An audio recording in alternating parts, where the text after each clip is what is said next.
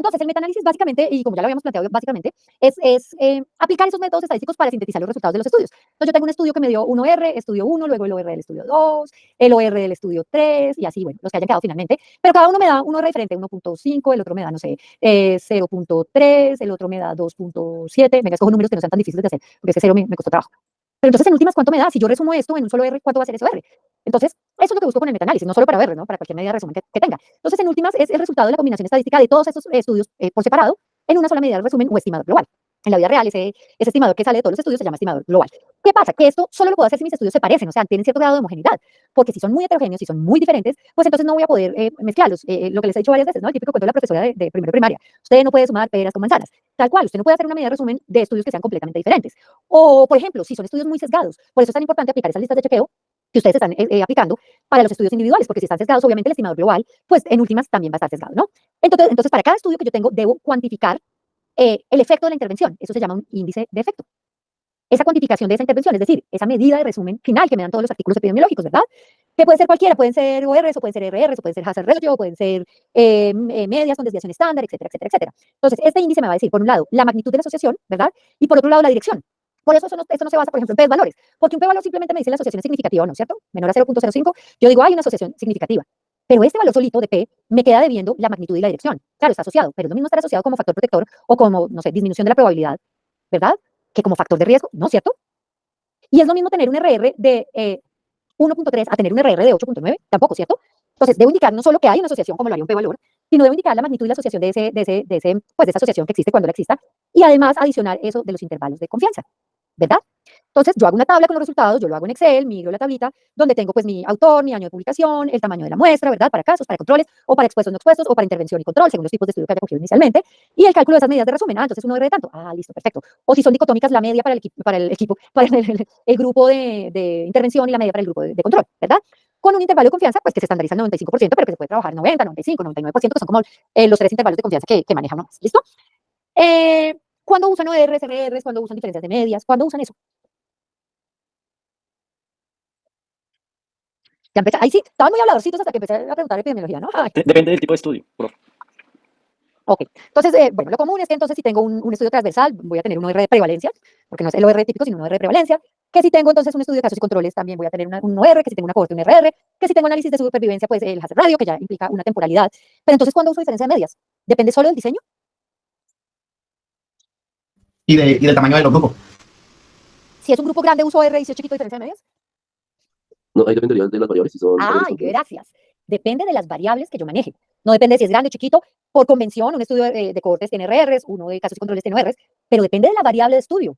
Porque yo puedo tener casos y controles, pero que la medida de salida sea una variable cuantitativa.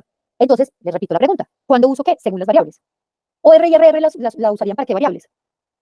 Cualitativas. Cualitativas, pero Dicotómicas. gracias. Si tengo una variable cualitativa dicotómica, puedo calcular un OR, un RR, incluso un riesgo atribuible, porque son variables cualitativas dicotómicas. ¿Cuándo puedo tener una diferencia de medias?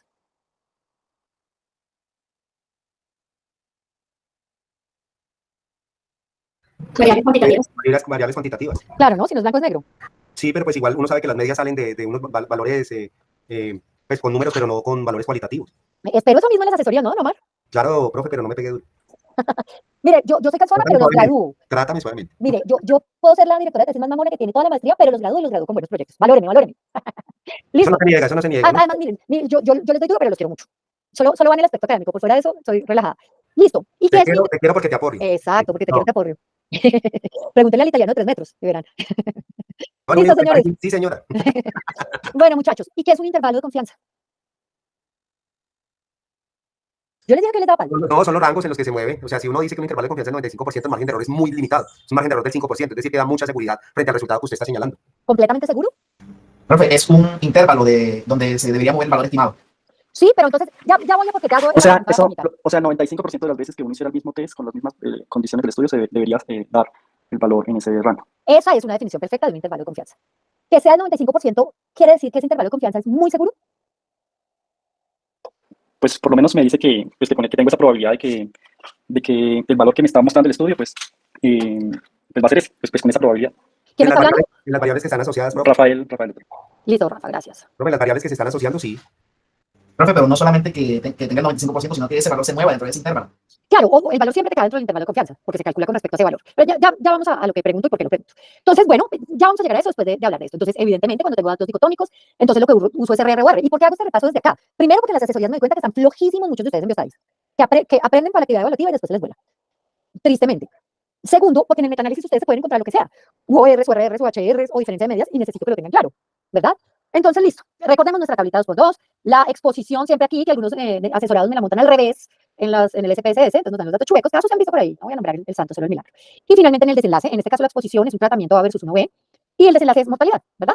Listo, tenemos nuestras tablitas 2x2, todas las casillas, los del tratamiento A que murieron y los que no murieron, los del tratamiento B que murieron y no murieron. Lo primero que pudiera calcular yo son los riesgos absolutos, ¿cierto? Que es el riesgo de las muertes de los que recibieron el tratamiento A, por un lado, o el riesgo de las muertes de los que recibieron el tratamiento B. ¿Cómo se calcula? Los que murieron sobre el total de los que se les dio el tratamiento para cada línea, ¿no? Para cada grupo. Para el grupo A sería 20 sobre 100, para el grupo B sería 10 sobre 100. Riesgo absoluto del grupo A, 0.2. Riesgo absoluto pues, de muertes en el grupo B, 0.1. De ahí puedo calcular un riesgo relativo, ¿cierto? Por eso les digo, depende más de la variable, porque miren que teniendo mi tablita 2x2, yo podría calcular cualquier cosa, independientemente del estudio. Claro, que sea más lógico calcular RRs en cohortes y ORs en transversales, en casos y controles, es perfecto. Pero si tengo mi tabla 2x2, yo puedo calcular lo que quiera, ¿cierto? Entonces el riesgo relativo ya es el riesgo absoluto del grupo 1 sobre el riesgo absoluto del grupo 2. O sea, 0.2 sobre 0.1. Tendría un riesgo absoluto de 2, ¿verdad? Y el radio ya es una probabilidad, y ojo con la interpretación, porque el riesgo es diferente a la probabilidad de morir, ¿cierto? ¿Sí? Al riesgo de que una persona que yo asigné al tratamiento haya muerto versus la posibilidad de que una persona que yo asigné al tratamiento B haya muerto. Entonces ya me correlaciona estas dos probabilidades, por eso es un odds, ¿cierto? La probabilidad de que un evento suceda sobre la probabilidad de que no suceda. ¿Listo? Entonces, ese odds es la probabilidad de que la persona que recibió el tratamiento A haya muerto sobre la probabilidad de que la persona que recibió el tratamiento B haya muerto. Una es de 20 sobre 80 sobre la del otro tratamiento 10 sobre 90, que lo mismo da multiplicar cruzado, ¿cierto? A por D sobre B por C. ¿Cierto? Que es como la forma más fácil como uno calcula su R. Yo casi nunca lo hago así directo, sino que pues hago la multiplicación cruzada. O sea, 20 por 90 sobre 10 por 80, que me da 2.25. ¿Alguien me quiere interpretar este riesgo relativo? Yo soy don Pedro, su paciente. Doctor, ¿qué significa eso? Ese es 2.25, ¿cierto, profe? No, el relativo primero. Que es 2. Contéstele a don Pedro. ¿Me van a dejar así en ascuas, muchachos? Sabiendo si me voy a morir o no. Profe, podría ser que las personas que recibieron el tratamiento A tienen 2.25 veces más Pero primero el relativo, mi lloricita. el relativo. Pues que las personas, pero las muertes que recibieron el tratamiento, que las personas que recibieron el tratamiento A tienen 2 veces mayor probabilidad de morir. Probabilidad, Riesgo riesgo, ojo, riesgo y odds, si hablamos de probabilidad. De probabilidad. Más riesgo de morir. que las personas que recibieron el tratamiento B. Ay, gracias, doctora, yo recibí el beso. Estoy más lejos de morirme. Muchas gracias, doctora Yuri. ¿Quién me interpreta lo de R? Soy don Pedro otra vez.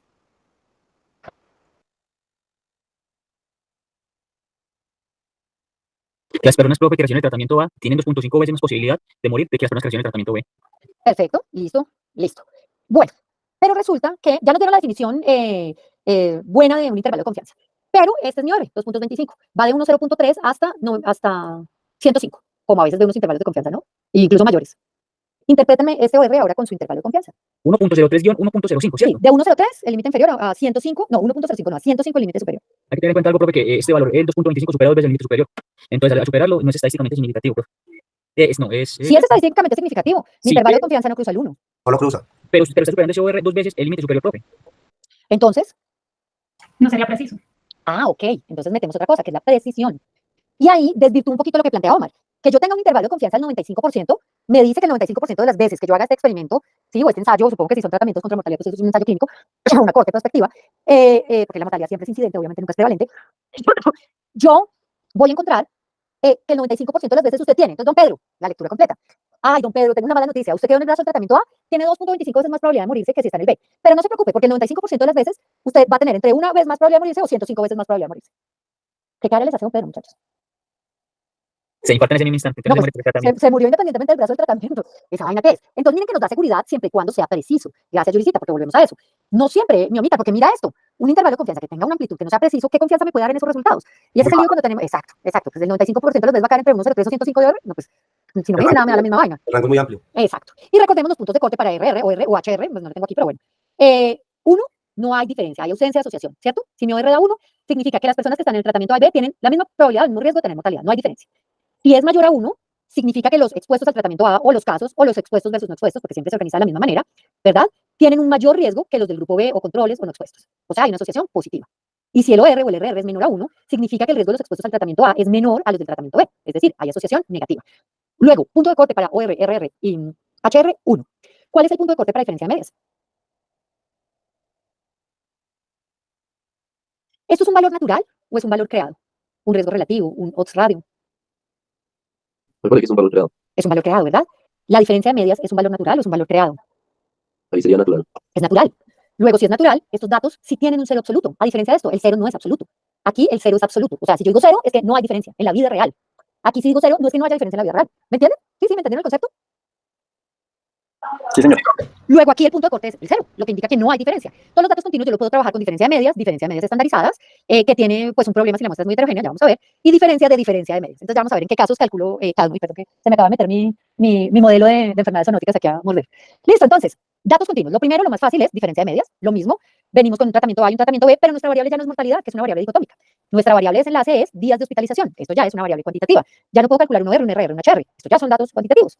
Claro, después puedo dicotomizarlo y jugar con eso para calcular mis tablas, perfecto. Pero en esencia va a haber muchos artículos que se los boten así, yo metanalizo lo que tengo en los artículos. Entonces, tengo una media de 15 días de hospitalización para el tratamiento A y una media de 13 días de hospitalización para el tratamiento B. Bueno, aquí qué paso a mi metanálisis, pues los valores de riesgo relativo o de UR, ¿verdad? Eso es lo que miro. Aquí qué tengo que pasar a mi metanálisis, pues la diferencia de medias, que es 2 días, porque si un tratamiento tiene 15 días y otro 13, pues va a ser 2 días, ¿cierto? Hasta ahí es súper sencillo, pero y listo, eso es una diferencia en la resta. ¿De qué? Pues de promedios. Listo. Esto lo haría para cada artículo, ¿no? ¿Verdad? Pero hay un problema, resulta que no todos los artículos me lo sacan como yo quiero. Entonces tengo aquí un ejemplo, tengo 4 estudios incluidos finalmente en mi metaanálisis. Los 4 estudios miden el dolor, ¿verdad? Por eso les digo, entre más se entre la pregunta de investigación al final va a ser menos chicharronudo. Porque miren que aquí mis cuatro artículos me miden dolor, pero resulta que 3 me lo miden en escala visual analógica, ¿verdad? Que va de 0 a 10, como todos conocen la EVA, pues aquí está como va por inglés, pero bueno.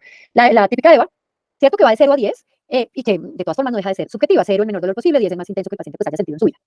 Pero el estudio 4, siendo la misma población, la misma intervención, la misma comparador y el mismo outcome que es dolor, el instrumento con el que midieron dolor ya no fue la escala EVA, sino la escala WOMAC. Y la escala WOMAC valora dolor, rigidez y dificultad para realizar actividades diarias, y ya no va de 0 a 10, sino va de 0 a 100 milímetros, ¿verdad? Entonces, yo no podría mezclar estos dos como uno solo, porque aquí la diferencia de medias entre dolor inicial y dolor final, que sería la asunción que uno haría si están haciendo un estudio para EVA, ¿cierto? Un dolor inicial y un dolor final, pues el promedio me va a dar de 1 a 10, y aquí puede que el promedio me dé 60 y pico. Entonces sesgo completamente el estudio. ¿Qué hago cuando pasa eso? Hago una diferencia de medias estandarizada. ¿Qué es? Dividir la diferencia de medias sobre su desviación estándar.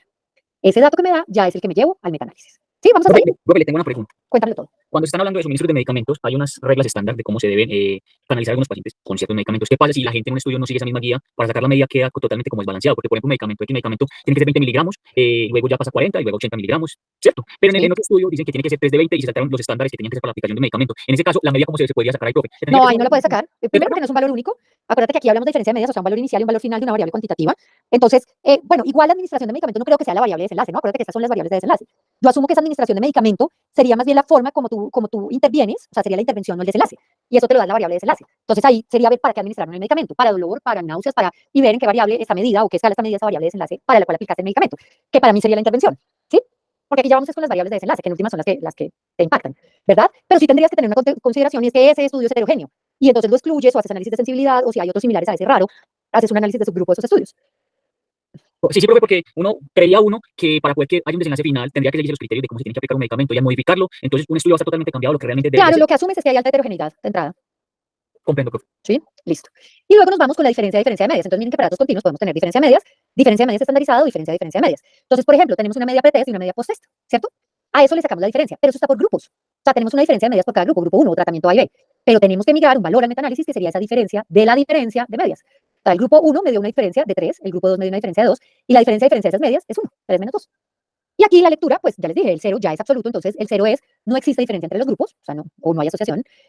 Una diferencia mayor a 0 es que la diferencia en el primer grupo es mayor a la del segundo, y menor a 0, pues que la del segundo es mayor a la del primero. ¿Listo? Vamos hasta ahí. Esto era repaso pues, para lo que viene y para los tipos de datos que tenemos que Profe, ¿puede agregar alimentar. Sí, profe, ¿qué pasa si hay 4 grupos, cierto? Y uno le saca la media a cada uno, por ejemplo, vuelvo y lo toco, si es de presión arterial. Si uno con un medicamento la tenía alta la presión arterial y la bajó, entonces me dio 120, 80, pero en el segundo grupo me dio 130, 90. La media sería la diferencia. ¿Ahí cómo se sacaría la diferencia? No, pues metanalizar grupo 1 contra placebo, grupo 2 contra placebo. Corres tu metanálisis así. Pero directamente desde Redman o hay una fórmula o a mano. No, directamente desde Redman. Metanalizas primero los datos de. Usualmente cuando son varios grupos son, por ejemplo, 2 intervenciones contra placebo. Sí. Sí, o 2 dosis contra placebo. Entonces metanalizas cada dosis diferente y ves cuál te da mayor efectividad y luego entre las dosis. Perfecto. ¿Listo? Pero tendrías que encontrar muchos artículos que tuvieran unos 3 o 4 grupos de comparación, ¿no? Para poderlo hacer. Porque en ese caso lo que yo le decía, por ejemplo, si un artículo está totalmente desfasado y hay 3 que sí, pues uno se va con los 3 y descarta el otro. Claro. Diría uno, pues, dentro de la lógica, porque no le va a servir. Exacto. O sea, si tú ves que uno está muy chueco o haces un análisis de sensibilidad, ya ahorita vamos a ver, para que tengas como más validez dentro de tu estudio, ¿no? Listo, una vez que ya estimé los índices de efecto, hago mi agregación de datos, es decir, miro ese efecto común de todos los estudios que incluí en mi metaanálisis, combinando los efectos de cada estudio, pero ¿según qué? Según la precisión. ¿Qué es la precisión? Que el intervalo de confianza sea estrecho, lo que acaba de plantear Yuri. Y el tamaño de muestra. ¿Qué busca uno? Usualmente, busca uno. Tamaño de muestra grande, ¿cierto? Porque entre mayor tamaño de muestra, pues tiene más poder estadístico el estudio, versus intervalos de confianza pequeños, estrechos. Y eso es un estudio mucho más preciso. Y esto es lo que tiene, digamos, que mayor peso para un metaanálisis, ¿cierto? Entonces, van a contribuirle más a ese efecto común que yo estoy calculando, los estudios que sean más precisos y que tengan tamaños de muestra más amplios, ¿verdad? Pero esto, vuelve y juega, solo puedo calcular ese efecto común y agregar esos datos si son homogéneos, pero además si vienen de muestras independientes. Entonces, miren que muchas veces uno ve 35 artículos del mismo autor, ¿no? Que es lo que suelen hacer para publicar datos. Entonces, tengo mi base de datos y en esa base de datos le exploto lo que pueda. O cojo un grupo control, que va a ser mi grupo control para 10 estudios. Entonces, comparo esto versus placebo en el grupo control. Ese grupo control sigue, pues, participando en mi análisis. Entonces, medicamentos contra el grupo control, contra, pero el grupo control es el mismo. Si yo veo que eso pasa, tengo que excluir esos artículos. Entonces uno mira, o por ejemplo, ensayos, a veces ustedes ven ensayos como subanálisis de ensayos clínicos grandes.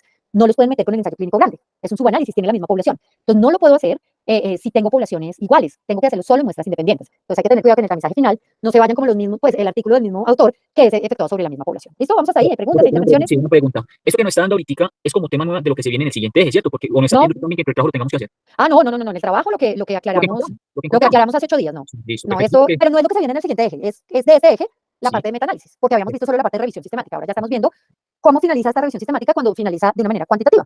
¿Sí? Sí, señora. Listo, perfecto. Entonces, otro concepto que me han oído nombrar muchísimo estas 4 semanas es el concepto de heterogeneidad, ¿verdad?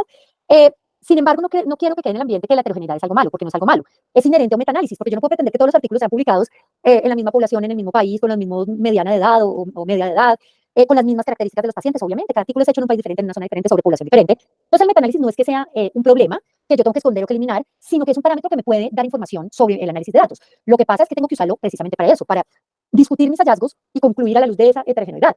Y saber que si mis estudios son muy heterogéneos, la extrapolación se va a dificultar, ¿cierto? ¿Por qué? Porque no va a ser aplicable a todo el mundo. O por el contrario, si son tan diversos y es una vaina tan concluyente, yo digo, bueno, entonces, bueno, es aplicable a diferentes poblaciones, ¿sí? Y miren que partimos de la misma pregunta, Pico. Es decir, tenemos la misma población, intervención, comparador y desenlace, uno diría, los resultados van a ser similares. Pero obviamente debido al azar vamos a encontrar diferencias en esos resultados que estamos estudiando, ¿cierto? Y podemos encontrar diferencias por muchas cosas. Porque tengamos heterogeneidad estadística, porque tengamos heterogeneidad metodológica o porque tengamos heterogeneidad clínica. Entonces, ¿qué es una heterogeneidad estadística? Yo declaro una medida de resumen. Yo digo, mi OR es de 5.6. Pero puede haber diferencia entre eso que yo vi y la vida real. ¿Por qué? Porque esté sesgado, los estudios individuales, sí, porque tenga fallas internas esos estudios individuales, y en la vida real de pronto sea mayor o sea menor esa asociación. O metodológica, porque resulta que hay diferencias en el diseño, y aquí lo que plantea Kevin. Ah, no, es que mire, de pronto tengo un estudio, uno era de casos y controles y el otro transversal con grupo control. O todos son casos y controles, pero en unos parearon 1 a 1, en otros 1 a 2, en otros 1 a 3, en otros se emparejaron por variables confusoras y en otros no, simplemente hicieron pareamiento, o sea, que coincidiera el tamaño de muestra, pero no parearon por variables, y eso ya cambia. O porque tenga heterogeneidad clínica. Otra vez, ah, no, mire, es que las dosis son diferentes, la vía de administración es diferente, midieron los resultados con escalas diferentes. Entonces, miren que básicamente hay muchas fuentes de heterogeneidad.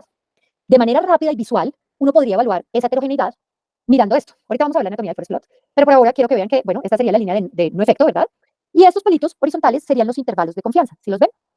Visualmente, uno podría decir, miren, no hay heterogeneidad si los intervalos de confianza se superponen unos a otros en los estudios. También que este se superpone con este con este, este con este, este con este, este con este, este con este, este con este. Solo hay 3 estudios ahí como volados, ¿verdad? Este y este.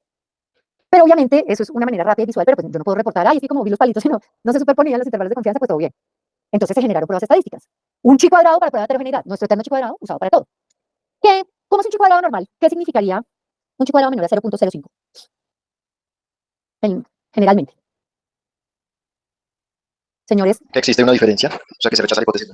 O que hay una asociación, o que hay. ¿Qué suele buscar uno más? ¿Un chi cuadrado menor a 0.05 o mayor a 0.05? Menor a 0.05. Menor, ¿cierto? Uno generalmente quiere ver la asociación o la diferencia estadísticamente significativa, o, ¿sí? Es decir, que mi hipótesis alterna valga, ¿no? ¿Cierto? La interpretación de este es completamente contraria, porque el test no es de homogeneidad, sino este es de heterogeneidad. Entonces, el por un chi cuadrado y el p-valor menor a 0.05 indica heterogeneidad. O sea, indica que sí hay heterogeneidad, porque ese es el test que estamos haciendo. Pero yo quisiera que mis estudios fueran heterogéneos o homogéneos. Homogéneos. Homogéneos. Claro, para que sean comparables y para poder generar una medida de resumen. Entonces, miren que este test de chi cuadrado es chistoso porque va en el contrasentido de los test de chi cuadrado que uno corre. Es un test de chi cuadrado en el que uno busca que ojalá el p-valor sea mayor a 0.05, no menor a 0.05, ¿verdad? ¿Cierto? Entonces, es algo importante. Listo, esta heterogeneidad, y bueno, ustedes tenían en el referente de pensamiento otras formas, otras pruebas estadísticas para medir heterogeneidad, les nombraban el tau cuadrado, que se corre solo para metaanálisis con efectos aleatorios, pero no hay un consenso como grande para interpretar ese tau cuadrado, por eso no se usa tanto. Les nombraban la Q de Cochrane no se usa ya mucho, porque tiene un lío y es que la Q de Cochrane pierde poder estadístico cuando hay pocos estudios incluidos, o sea, pierde potencia. y muchas veces tenemos muy pocos estudios incluidos en el metaanálisis. Entonces, digamos que lo que se usa ahora es un I², ¿verdad? Que valida la inconsistencia entre los estudios, en último la heterogeneidad, que básicamente fue, digamos que una ecuación de este chi². ¿Por qué? Porque es que miren que pasa una cosa, y es que el chi² nos dice, sí, es heterogéneo o es homogéneo, pero no nos indica qué tan homogéneo, qué tan heterogéneo. La I² ya incluye, no solo, miren que es un chi², ¿verdad? Chi² menos grado de libertad sobre chi² al cuadrado, por 100, punto, o sea, da en porcentual. Y a pesar de que no hay consenso internacional, se ha establecido que 25% es una heterogeneidad baja, 50 moderada y 75 alta. Pero el manual Cochrane, ya, bueno, ¿se acuerdan que son los grados de libertad, no? ¿O ni para qué pregunto? ¿O sí pregunto? El N-1. El N-1, en este caso el N son el número de estudios menos 1, ¿sí? O sea, acuérdense que nuestra unidad de análisis acá son estudios, ¿no? Pues artículos, investigaciones. Pero resulta que Cochrane sí da, el manual Cochrane sí da como un punto de corte, que es el 40%. Entonces Cochrane dice, mira, este 40% sería lo esperado por el azar, o sea, sería como, bien, que sería como para esperar que esos estudios son relativamente homogéneos. Más allá de eso, más allá del 40% de este I², ¿verdad? Que nos dé más allá del 40%, ya usted tiene que asumir que hay otras causas de la heterogeneidad, no solo el azar. Entonces, que hay esa heterogeneidad de la que hablamos ahorita, o metodológica, o clínica, o sí. Entonces, lo curioso es que el manual Cochrane también dice, mire, si usted ve una heterogeneidad alta, puede hacer algunas o puede tomar algunos de estos 7 caminos. Que para mí es decir, haga lo que se le dé la gana, porque miren los 7 caminos. Verifique nuevamente los datos, o sea, váyase a los estudios primarios y revise realmente que los datos que usted haya migrado sean adecuados. Pero como se hace una segunda revisión, pues es poco probable, ¿no? Acuérdense que la extracción de datos también se hace en cegamiento y por 2 revisores. Segundo, no realice metaanálisis. Bueno, esa puede ser una buena alternativa. Pero dado que los estudios presentan un alto índice de heterogeneidad, pues se decidió no correr metaanálisis. Bueno, explore la heterogeneidad. Entonces, genere una discusión bien macha donde encuentre a qué se vio la heterogeneidad observada en esos estudios. Ignore la heterogeneidad, que para mí esto sería básicamente sesgar el estudio, pues no tiene mucho sentido. Realice un metaanálisis de efectos aleatorios, que es la forma como yo la manejo. Por un lado, realizando efectos aleatorios y, por segundo lado, explorándola al interior de la discusión y discutiendo muy bien por qué encontré esa heterogeneidad y cómo puede influir eso en los resultados del estudio. Cambie la medida de efecto, pero pues no siempre es posible, o excluya estudios, entonces de pronto los estudios más heterogéneos no los incluya en su metaanálisis y ya. Obviamente, pues esto es que básicamente puede hacer cualquier cosa. Entonces, debe discutirse, tomarse una decisión y justificarse por parte del grupo investigador la decisión que se tome. Obviamente, debe quedar en el artículo especificado por qué se tomó una decisión u otra decisión. Creo que Eso quería preguntar, profe, en la discusión es como un arma de doble filo. Por ejemplo, un estudio que, por ejemplo, como ponga medicamentos, pero no integren una guía clínica de cómo lo hacen. O sea, ahí se lo aplicamos así, pero no tienen la guía clínica de por qué lo hicieron así. Entonces, un tipo de justificación ahí que haya como muy como a medias, porque uno lee el artículo y no está tan completo y eso que tiene cumple con muchos puntos a un estudio final. Pero cuando uno se va a hacer una discusión, el estudio que usted le dio por medicamento, cómo lo va a aplicar y no le dé, no sería como un arma de doble filo. Pero es que tú tienes que remitirte, no sé, o sea, tú tienes, en caso de que sea un ensayo clínico, a ver si entiendo bien tu pregunta, eso no debe ir en la discusión, eso debe ir en el protocolo de manejo, cómo se va a manejar la intervención del estudio, ¿no? Siempre en el protocolo, entonces tienes que irte a la base de datos de clinical trials, que siempre en el ensayo clínico hay un número del registro de protocolo y evaluar ese protocolo del ensayo clínico y ahí seguramente vas a tener ese material complementario. Profe, yo le quiero asociar una pregunta a lo que dice Kevin. Por decir algo, usted escoge X estudio, ¿cierto? Sí. O sea, la efectividad de un tratamiento, un fármaco versus el otro, ¿cierto? Efectividad del tratamiento. Sí. Pero resulta que usted en 3 de los 4 estudios están asociados uno versus el otro, pero en un cuarto estudio hay 3 drogas que están en juego. Sin embargo, dentro de ese juego hay la relación entre el uno y el otro que nosotros estamos tratando. Pues para metaanalizar solo analizas esa parte, los resultados de esa parte. Exacto, o sea, se puede utilizar lo que ellos manejan desde lo que nosotros esbozamos en el desarrollo del Claro, proceso. deben tener resultados de efectividad para uno, o sea, para cada uno de los 3 pares que Sí, o están. sea, A versus B, pero no A versus C o B versus C. No, porque eso ya se escapa a tu pregunta de investigación y ya no te permitiría hacer Pero una discusión. digamos que en este caso sí sería válido en el desarrollo del proceso. Claro, completamente válido siempre y cuando pues, haya resultados específicos para esa intervención. Ok. ¿Listo?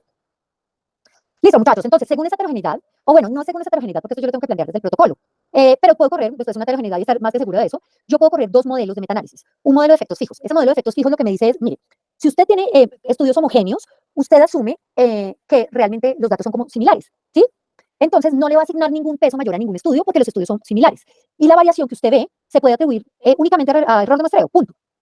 ¿Cuándo? Cuando veo que mi heterogeneidad no es alta, o sea, que son homogéneos. Y eso lo puedo saber desde la entrada, porque es que yo digo, mire, son poblaciones similares, la mediana de edad que reportan los estudios es similar, la vía de administración es similar, la dosis dada del medicamento es similar, pues son relativamente homogéneos. Voy a correr un modelo de efectos fijos. Pero cuando yo de entrada sé, o la prueba de heterogeneidad me da mayor del 40%, que, oiga, es que los estudios son diferentes porque es que tengo 3 de Asia, 2 de Estados Unidos, uno de España, uno de Francia, uno de Noruega, y uno es por vía oral y el otro inhalado y el otro, y las dosis son diferentes, y uno la mediana de edad son pacientes de 30 años y los otros de 60 años.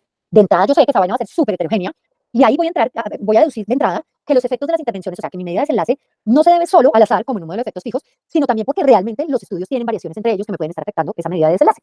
Entonces, según eso, decido correr un modelo de efectos aleatorios o un modelo de efectos fijos.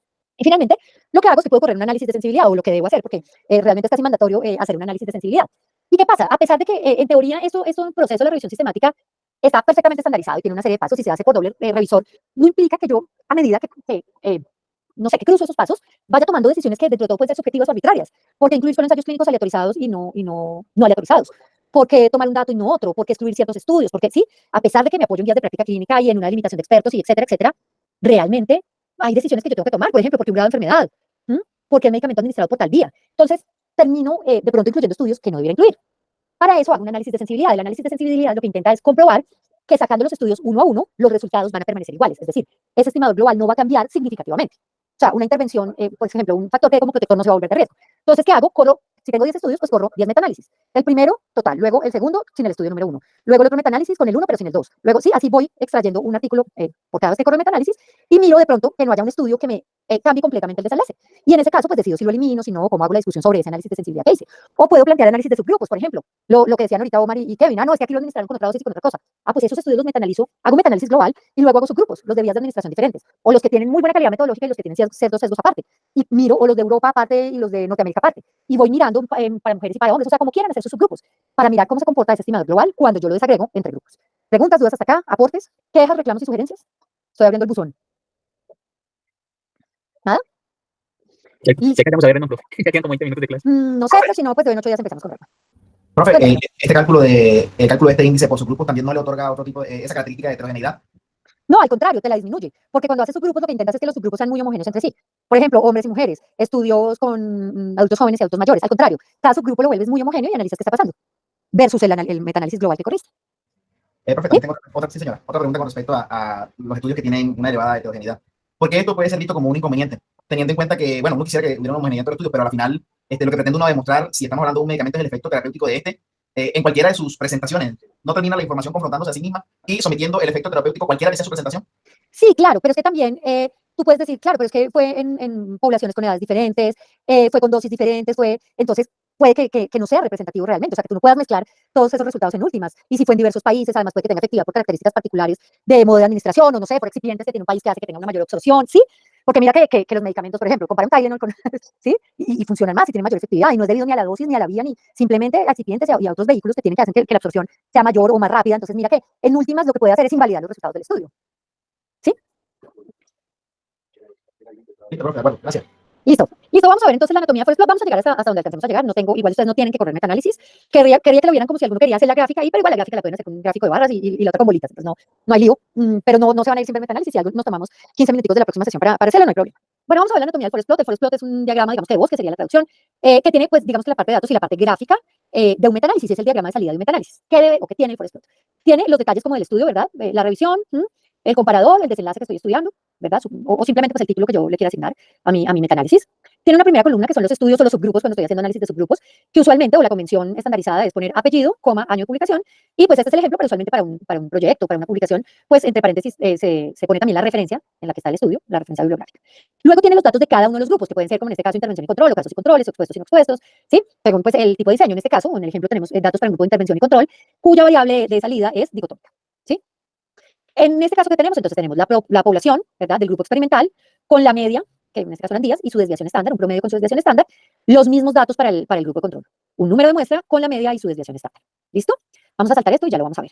Luego, si tengo un efecto aleatorio o si lo corrí con efectos aleatorios, el programa estadístico, el que sea, me le asigna un peso, teniendo en cuenta que la precisión y el tamaño de muestra. Los estudios con intervalos de confianza más pequeños y tamaños de muestra más grandes van a ser los estudios que tengan más peso en esto y por lo tanto que aporten más a mi estimador global, ¿sí? O sea, a mi medida de resumen global. Entonces aquí vemos que, por ejemplo, el peso asignado para el estudio 1 fue de 41.3%. Es un estudio que solo incluyó 17 pacientes, 8 en el grupo experimental, 9 en el control. Pero que además tiene, la diferencia de medias finalmente fue de menos 2.20, con un intervalo de confianza de menos 11.61 a 7.21. No es bueno, pero de los tres que hay es el menos peor. Y pues se basa en lo que yo le meto. Luego vemos, el tercero, saltémonos al tercero, vemos el estudio al que más peso le asignó, el metaanálisis, ¿cierto? El Redman. Y es porque tiene el tamaño de muestra más amplio, 34 para el brazo experimental, 32 para el brazo control, con una diferencia de medias de menos 0.12 y un intervalo de confianza de menos 9.26 a 9.02. Igual miren que los intervalos de confianza están malditos, ¿no? Pasan el 0, que en este caso como es diferencia de medias es la línea de no efecto, o sea, ninguno de estos es estadísticamente significativo, ¿cierto? Y luego vamos al que está en la mitad, que es el más pico de todos. Tiene 13 pelagatos, 13 personas, 5 en el grupo experimental, 8 en control, pues obviamente no le puedo dar buen peso porque yo con 13 personas, ¿qué conclusión puedo sacar o cómo puedo extrapolar? Eso ni sentido tiene. Su diferencia de medias va de menos 6, con un intervalo de confianza de menos 21.64 a 9.64. Esto es lo que estoy viendo acá en las rayitas. Entonces, primero tenemos esta línea vertical, que es la línea de no efecto. Para este caso es 0, pero si fuera OR, SRR, SHR sería 1, ¿verdad? Esa línea de no efecto. Si estas rayitas que me representan los intervalos de confianza atraviesan esta línea de no efecto, significa que este valor de la diferencia de medias, o el OR o el RR, no es estadísticamente significativo. Luego aquí tenemos 3 estudios que no hay diferencia estadísticamente significativa entre el grupo experimental y el grupo control. Cuando vean en esta rayita, en el intervalo de confianza, una flechita para la izquierda o para la derecha, significa que es tan amplio que ni siquiera se alcanzó a graficar. Y miren, lo de menos 21 a 9. Tan amplio que ni siquiera alcanzó a aparecer en la gráfica, que sale de ahí. Luego tenemos los cuadraditos. Los cuadraditos me representan el tamaño de muestra de cada estudio. Entonces, miren, tenemos ciertos cuadrados, aquí un cuadradito chiquito, pues el de la muestra pequeñita. Finalmente tenemos el rombo. Este rombo me ejemplifica o me dice el estimador global, ¿cierto? Y lo ancho del rombo me está indicando, o sea, del extremo izquierdo al extremo derecho, me está indicando la amplitud del intervalo de confianza. Luego, si ese rombo atraviesa también esa línea de no efecto, significa que la medida de resumen no es estadísticamente significativa. Y finalmente tenemos una escala de efecto, que nos dice, bueno, cuál es cada grupo, ¿sí? Que en este caso sería el experimental una intervención temprana y el control una intervención tardía. Y aquí tenemos la medida de resumen ya en estadística, que es de menos 1.86 con un intervalo de confianza de menos 7.90 a 4.19. Es decir, aquí confirmamos que el intervalo de confianza atraviesa la línea de no efecto, luego hay una diferencia de medias de menos 1.86, pero que no es estadísticamente significativa, tal como nos lo está mostrando el rombo, que es el estimador global. Y aquí tenemos las pruebas estadísticas. Nos está diciendo que lo corrimos con un intervalo de confianza del 95%, que tuvimos un total de muestra para el grupo experimental de 47 y para el grupo de control de 49, y nos está sacando las pruebas de heterogeneidad. Un chi cuadrado 0.41, ¿verdad? Con un p-valor de 0.81, que necesitábamos un p-valor mayor o menor a 0.05. Mayor, o sea, nos indica que hay homogeneidad. Malísimos, pichísimos, cero precisos, pero homogéneos, eso sí, ¿para qué? Listo. Y lo comprobamos con la prueba de heterogeneidad de cuadrado, ¿no? Cero. O sea, son absolutamente homogéneos estos estudios. Y este es el test de efectos generales, el valor Z de ese test, que es de 0.60 con un p-valor de 0.55, que este sí se lee como todos los test pues como todos los Z, valores Z, ¿no? Un p-valor mayor a 0.05 indica que no hay significancia estadística, que lo comprobamos aquí y que lo comprobamos acá. ¿Vamos hasta ahí? Profe, si en ese caso el rombo debería estar ubicado en el lado izquierdo. No, está donde tiene que estar porque no hay significancia estadística, está atravesando la línea de no efecto. Exacto, o sea, si hubiera... Claro, está más corridito hacia la izquierda porque el valor es menor, ¿sí? Es negativo, pero de todas formas atraviesa la línea de no efecto. Sí, o sea, en ese caso, si hubiera una significancia estadística, tendría que estar inclinado a la izquierda o a la derecha. Exacto, tendría que estar aquí Sin o pasar aquí, por la pero línea. sin tocar esto. Exactamente. Exactamente, sí, señor. Pero hay que tener en cuenta algo, profe, que uno todos los estudios no siempre va a encontrar resultados, si no dio, no dio. Uno siempre espera Claro, algo, pero obviamente. si no dio, Esto toca- también, o sea, esto también es un resultado y esto también es objeto de un buen análisis y una buena discusión. Claro, también yo estoy diciendo, bueno, claro, no hay significancia estadística, o sea, no tengo cómo apoyar la intervención temprana ni tardía, porque no hay diferencia entre esto, claro, obvio. Y todos los resultados son buenos, o sea, en investigación no hay resultados malos. No encontrar asociación, no encontrar diferencia estadísticamente significativa, no quiere decir que sea un resultado malo, quiere decir que yo apoyo que ninguna intervención pues, tiene mayor viabilidad que otra. ¿Sí? Si Y es eso es para igual de Juan bueno, David, para que no se sienta triste, ¿sí ve que sí? porque le salió metaanálisis así. No, estudios que no le van a dar del todo, él está diciendo, pero entonces no todo le va a dar Pero a no uno en la vida. importa, es que en la vida real hay muchos más estudios que no dan asociación que los que dan, lo que pasa es que se publican más. Y es la introducción perfecta para esto, que es el funny plot, o el gráfico de embudo que yo les decía. Los sesgos se valoran en la herramienta de sesgos de Cochran -1, que es el sesgo de publicación, que se valora o por una prueba estadística o por el gráfico de embudo, que lo genera Redman también. Este gráfico de embudo, entonces, se llama funny plot y representa los estudios. Cada punto representa un estudio. ¿Cómo representa ese estudio el gráfico de embudo? Precisamente con lo que hemos venido planteando todo el tiempo, ¿no? Lo representa la medida del efecto en el eje X y la precisión en el eje Y, o sea, la unión entre tamaño de muestra e intervalos de confianza. Entre más arriba vean los punticos, vamos a tener estudios más precisos, los de más abajo son menos precisos, y aquí medidas de efecto, los que están sobre la línea de no efecto, los que están a favor, bueno, usualmente lo que se maneja casi siempre es que el lado izquierdo siempre favorece el control, el lado derecho favorece intervención, pero no siempre es así, entonces hay que tener cuidado, ¿verdad? Y aquí veríamos un funny plot sin que nos representa que no hay sesgo de publicación. Tengo estudios más o menos precisos, pero distribuidos a los dos lados de la línea de no efecto, es decir, se han publicado estudios que favorecen el control, se han publicado estudios que favorecen la intervención. ¿Qué pasa con un gráfico sesgado? Puede tener un sesgo a la derecha, un sesgo a la izquierda, ¿verdad? Como veían ustedes. En la simetría, ¿qué esperaría yo? Una distribución muy cercana a lo normal, ¿cierto? A la normalidad. Puedo tener una simetría hacia la derecha, una hacia la izquierda. ¿Qué indica esto? Sesgos de publicación, ¿verdad? Los dos son embudos asimétricos. Aquí un embudo que me estaría diciendo todos los estudios publicados favorecen al tratamiento. Y entonces, ¿qué digo yo? Miércoles, aquí hay algo raro. De pronto la gente, de pronto es mano negra de algunas personas, de algún tipo de industria que solo quieren publicar cuando favorece control y lo demás no lo publican. Sí, hacen la investigación, pero no la publican. O al revés, aquí que favorezca el control. Entonces, por ejemplo, esto es muy común cuando el desenlace es mortalidad. Ah, sí, el control se muere más, entonces hay más publicaciones. Pero cualquiera de las dos gráficas me representaría un sesgo de publicación. Y vamos a llegar hasta ahí porque si no les voy a dejar cortado. Antes de irnos, porfa, tómenle una fotico a este ejercicio que es con el que vamos a empezar de en 8 días para Redman. Va a ser algo de 15 minuticos y ya para empezar.